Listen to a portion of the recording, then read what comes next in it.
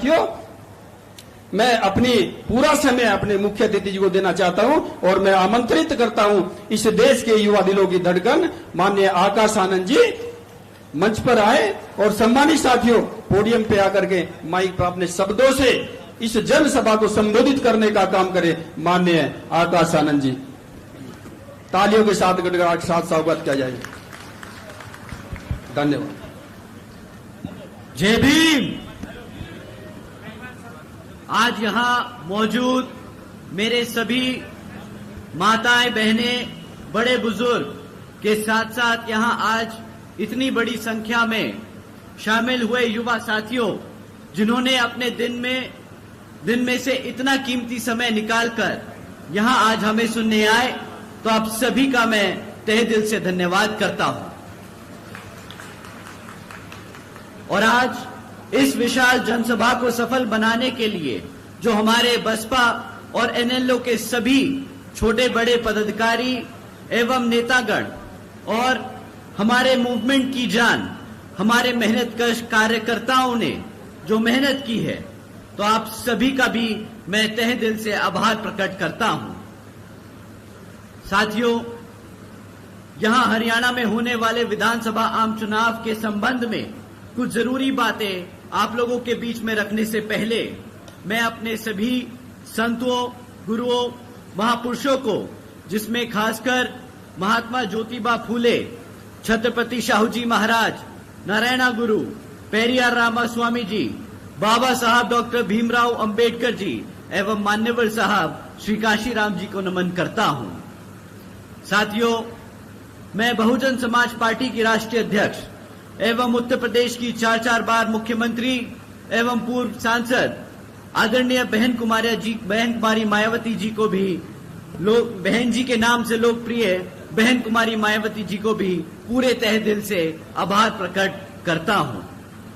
साथियों, जिन्होंने अपनी पूरी जिंदगी बामसेफ, DS4 व बीएसपी के जन्मदाता एवं संस्थापक मान्यवर साहब श्री काशीराम जी के बताए हुए रास्ते पर चलकर परम पूज्य बाबा साहब डॉक्टर भीमराव अंबेडकर जी के मानवतावादी व आत्मसम्मान एवं स्वाभिमान मूवमेंट के कारवां को अपने आजीवन त्याग, तपस्या व कड़े संघर्ष के जरिए नई राजनीतिक ऊर्जा, शक्ति व पहचान दी है तथा उत्तर प्रदेश जैसे विशाल व महत्वपूर्ण राज्य में 4 बार अपनी पार्टी बीएसपी के नेतृत्व में सरकार बनाकर खासकर बहुजन समाज के लिए एक ऐसी मिसाल बन गई हैं, जिनसे प्रेरणा लेकर करोड़ों लोग यहां हरियाणा में भी सामाजिक परिवर्तन व आर्थिक तरक्की के मिशनरी कार्य से जुड़ चुके हैं।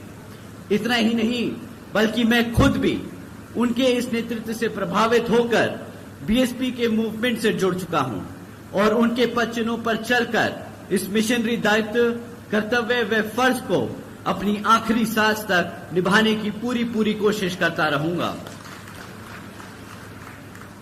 साथियों, मैं हमारे alliance partner Indian National Lokdal Inelo के संस्थापक व पूर्व उप प्रधानमंत्री श्री चौधरी देवीलाल जी को तहे दिल से नमन करता हूं।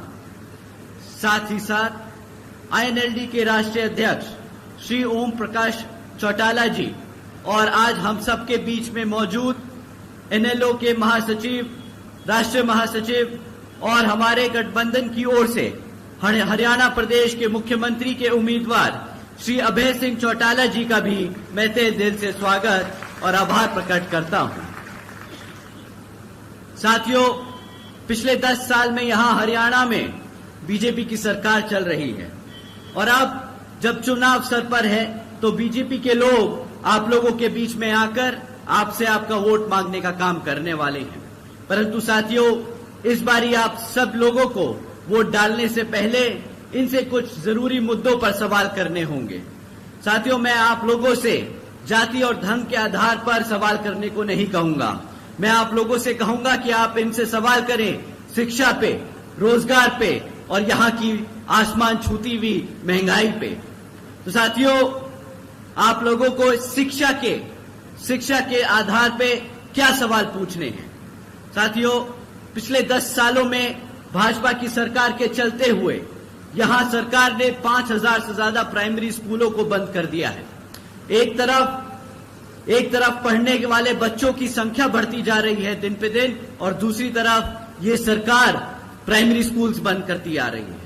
इतना ही नहीं साथियों, यहां आज 2200 सरकारी सीनियर स्कूलों में आज 2200 सरकारी सीनियर स्कूल्स में 1000 से ज्यादा स्कूलों में प्रिंसिपल्स तक नहीं है। साथियों, जब आपके बच्चों के स्कूलों में स्कूल बंद कर दिए जाएंगे और जब बचे हुए स्कूलों में पढ़ाने के लिए शिक्षक नहीं होंगे, तो आप ही बताइए कि क्या ये हमारे बच्चों के भविष्य से खिलवाड़ नहीं तो क्या है।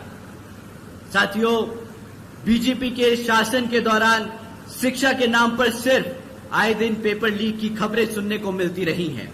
साथियों, ऐसा कोई सरकारी डिपार्टमेंट नहीं बचा जिसकी भर्ती की परीक्षा के पेपर लीक ना हुए।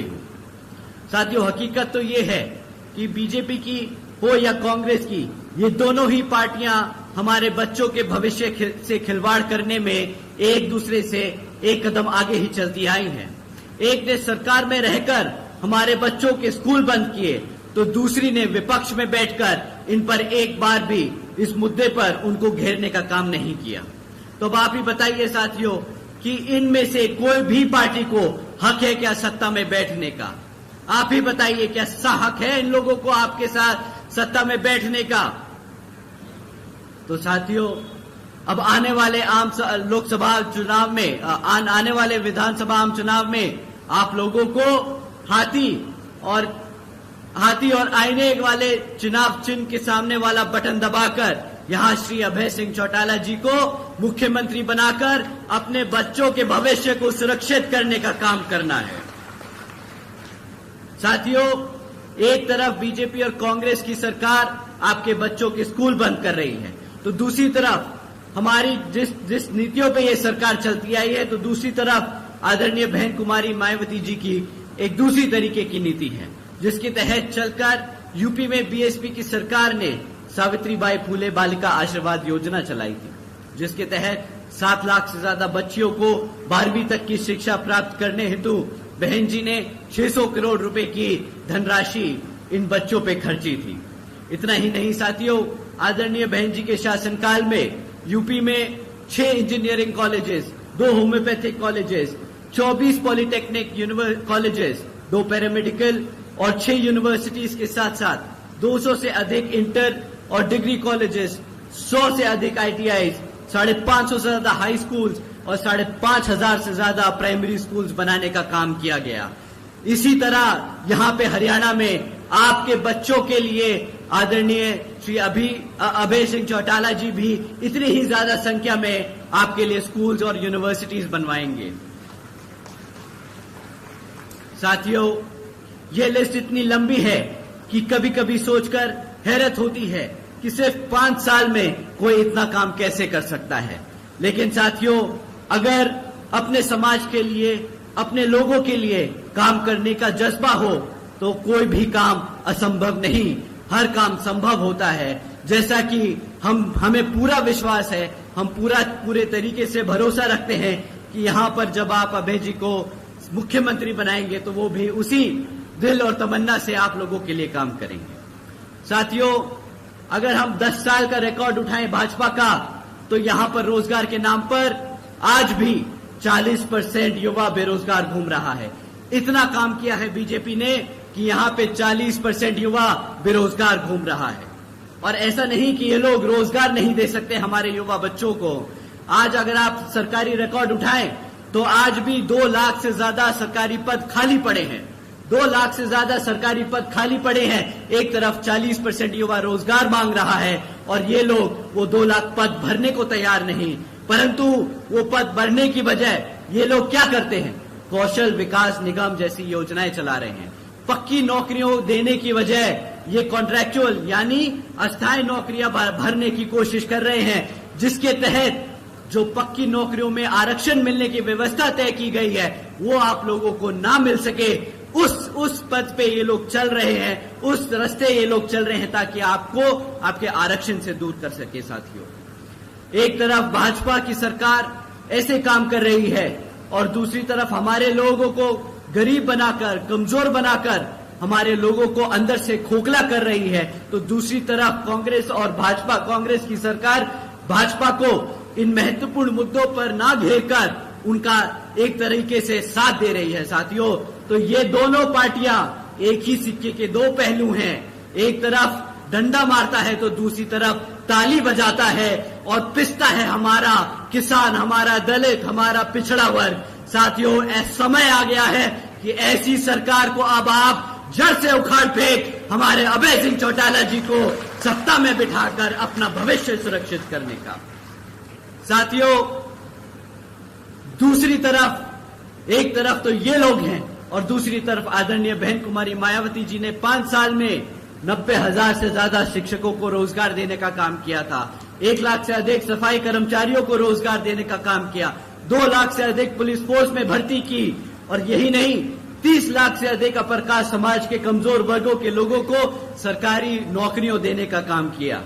साथियों, यही नहीं बल्कि बहन जी के शासनकाल के दौरान बसपा की सरकार ने कृषि एवं संबंधित कार्यों में मिनिमम वेज को 55 रुपए से बढ़ाकर 100 रुपए प्रतिदिन किया था और हमारे पिछड़े वर्ग की क्रीमी लेयर की वार्षिक आय को 3 लाख रुपए से बढ़ाकर 5 लाख रुपए करने का काम किया।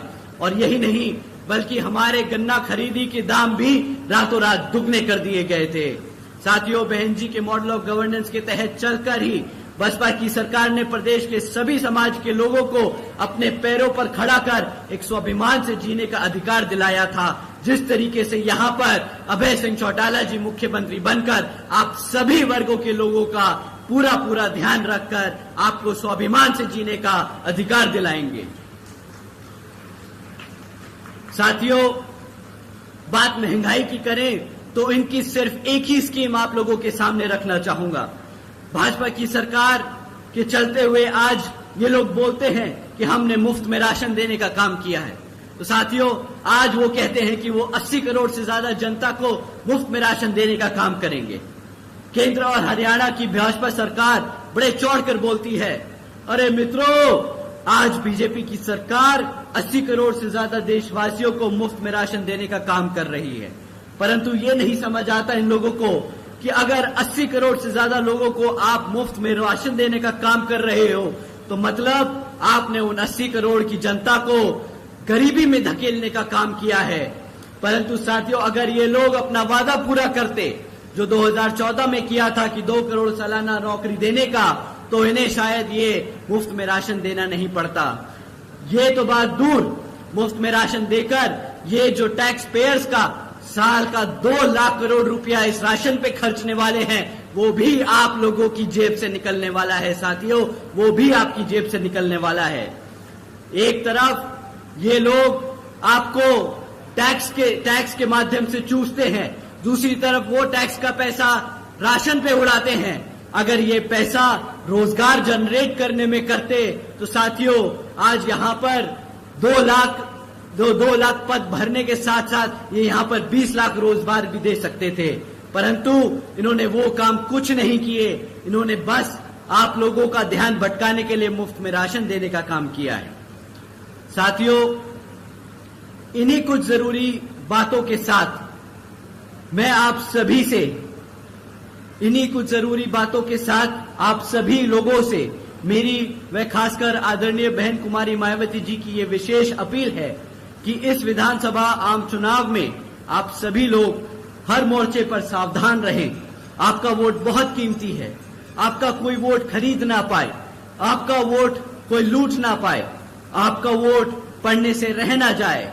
साथियों, जाति, बिरादरी, धन बल, मंदिर, मस्जिद या किसी भी भावना आदि के नाम पर कोई स्वार्थी अपने जाल में फंसाकर आपके वोट का दुरुपयोग न कर ले, क्योंकि देश के हर महिला, पुरुष व युवा को वोट का अधिकार यहाँ परम पूज्य बाबा साहब डॉक्टर भीमराव अंबेडकर जी की अति महत्वपूर्ण देन है। साथियों, मैं आप सभी लोगों से ये खास अपील करता हूँ कि अपने यहाँ जिन जिन क्षेत्रों में बीएसपी और एनएलओ के विधानसभा उम्मीदवार चुनाव लड़ रहे हैं, तो उन्हें आप लोग वोटिंग मशीन पर बसपा का हाथी चुनाव चिन्ह और एनएलओ का चश्मा चुनाव चिन्ह के सामने वाला बटन दबाकर यहाँ पर भारी मतों से जिताकर और अभय सिंह चौटाला जी को मुख्यमंत्री बनाने का काम करें।